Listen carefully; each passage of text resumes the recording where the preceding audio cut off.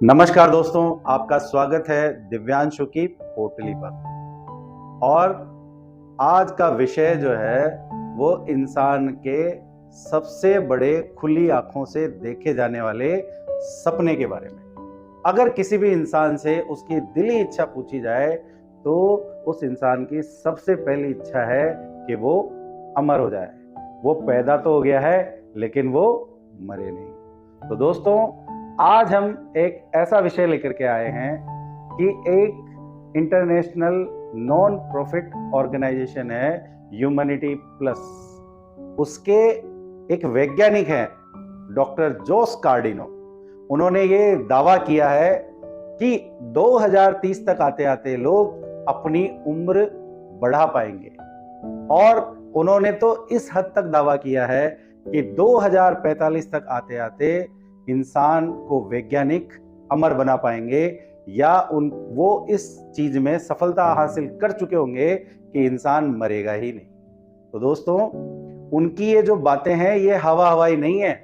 उसके पीछे जो तर्क है वो तर्क ये है कि डीएनए की एजिंग प्रोसेस को रोबोटिक्स और एआई की सहायता से वो रिवर्स एजिंग में कन्वर्ट कर देंगे।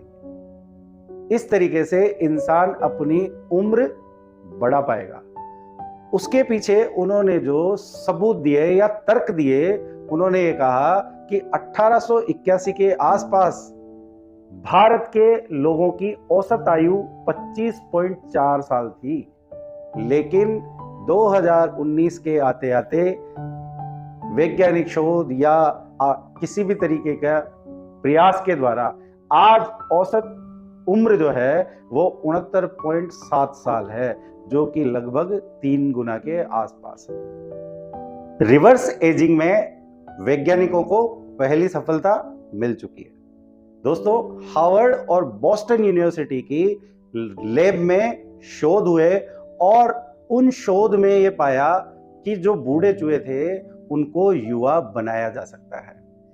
ये जो शोध थी ये एक साइंटिफिक जर्नल सेल में प्रकाशित हुई, और इस शोध का जो शीर्षक था वो था loss of epigenetic information as cause of mammalian ageing. इस शीर्षक से यह शोध उस जर्नल में प्रकाशित की गई, और उस शोधकर्ता जो थे वो मिस्टर डेविड सिनक्लेयर, उन्होंने ये दावा किया और उन्होंने बताया कि उन्होंने जो 1 साल तक लैब में रिसर्च की बूढ़े चूहों पर, उस रिसर्च में उन्होंने पाया कि उन बूढ़े चूहों को युवा बनाया जा सकता है।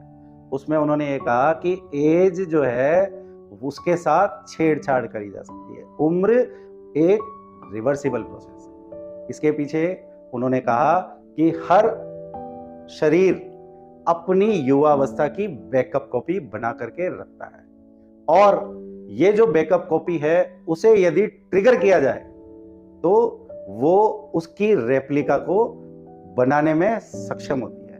इसके लिए उन्होंने उन बूढ़े चूहों और जिनकी नजर कमजोर थी उन चूहों में human adult skin cell implant की, और उन्होंने पाया कि धीरे धीरे उन चूहों में जिनमें ये human adult skin cell implant की गई थी उनमें जो है नजर जो कमजोर थी वो ठीक हो गई है, और उनकी ब्रेन, मसल्स और किडनी की सेल्स जो कि वृद्धावस्था की ओर चली गई थी वो युवा हो गई।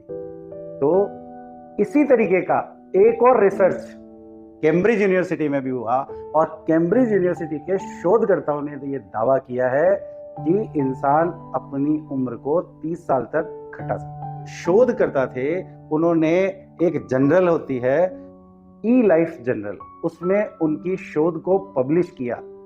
उसका शीर्षक था multi ohmic rejuvenation of human cells. इस शीर्षक से ये जो उनका जो शोध थी वो ई लाइफ जर्नल में प्रकाशित हुई, और उसके पीछे उन्होंने एक तर्क दिया। वो तर्क ये था कि स्किन सेल्स को कुछ ऐसे मेथड इस्तेमाल किए जा सकते हैं जिससे उसको रीप्रोग्रामिंग किया जा सकता है, और उस रीप्रोग्रामिंग की वजह से कोशिकाओं की कोलेजन बनाने की क्षमता बढ़ जाती है। कोलेजन वो प्रोटीन होता है जो कि युवा बनाए रखने के लिए सबसे आवश्यक होता है, उससे कोशिकाओं में लचीलापन आता है। तो दोस्तों, इन दो शोध में इंसान वैज्ञानिकों को पहली सफलता तो मिल चुकी है, लेकिन आपको ये जानकर के ताज्जुब होगा कि पूरे विश्व में 600 ऐसी डेड बॉडीज हैं जो कि प्रिजर्व करके रखी गई हैं, इस उम्मीद में कि एक दिन इस तरीके के वैज्ञानिकों को सफलता मिलेगी और वो दोबारा से जिंदा हो जाएंगे। इस प्रोसेस को क्रायोजेनिज्म कहते हैं और ये जो साइंटिस्ट है क्रायोजेनिक साइंटिस्ट कहलाते हैं। ये लोग क्या करते हैं, इनका तर्क है कि अगर इंसान के शरीर में मरने के बाद भी अगर उसके शरीर के कोशिकाओं तक और ब्रेन तक ऑक्सीजन और ब्लड सप्लाई पहुंचाई जाए किसी भी तरीके से, तो जब वो ये फॉर्मूला में सक्सीड हासिल कर लेंगे तो उन लोगों को जिनकी बॉडी को -130 डिग्री टेम्परेचर में प्रिजर्व करके रखा गया है, उनको वापस जिंदा किया जाए। तो उसके लिए उन्होंने क्या किया कि मरने के बाद इंसान के शरीर से सारा पानी बाहर निकाल दिया और उसकी जगह केमिकल भर के और उनकी बॉडी को डीप फ्रीजर -130 डिग्री सेंटीग्रेड में 600 लोगों की डेड बॉडीज को प्रिजर्व करके रखा हुआ है। दोस्तों, इंसान है, उसकी इच्छाएं जो है वो असीमित है और उस इंसान की असीमित इच्छाओं और उसके पीछे भागने की क्षमता और उसके प्रयासों की वजह से ही इंसान पाषाण युग से एआई टेक्नोलॉजी और रोबोटिक्स तक पहुंच पाया। हम हमारी प्रोग्रेस को देखें तो उसके पीछे जो इंसान की प्रकृति से लड़ने की क्षमता, इंसान जानता है कि प्रकृति और गॉड को जीतना संभव नहीं है, लेकिन फिर भी वो प्रयास कर रहा है और कहीं ना कहीं ये जो रिसर्च है इसमें जो पहली सफलता कहीं ना कहीं उनकी उम्मीद को बढ़ाने वाली है। तो दोस्तों, आशा करता हूं कि आपको आज का ये विषय पसंद आया होगा और यदि आपको ये विषय पसंद आया है तो आप मेरे चैनल को सब्सक्राइब करें और ये वीडियो अपने दोस्तों और परिजनों को शेयर करें। धन्यवाद। शुभ रात्रि।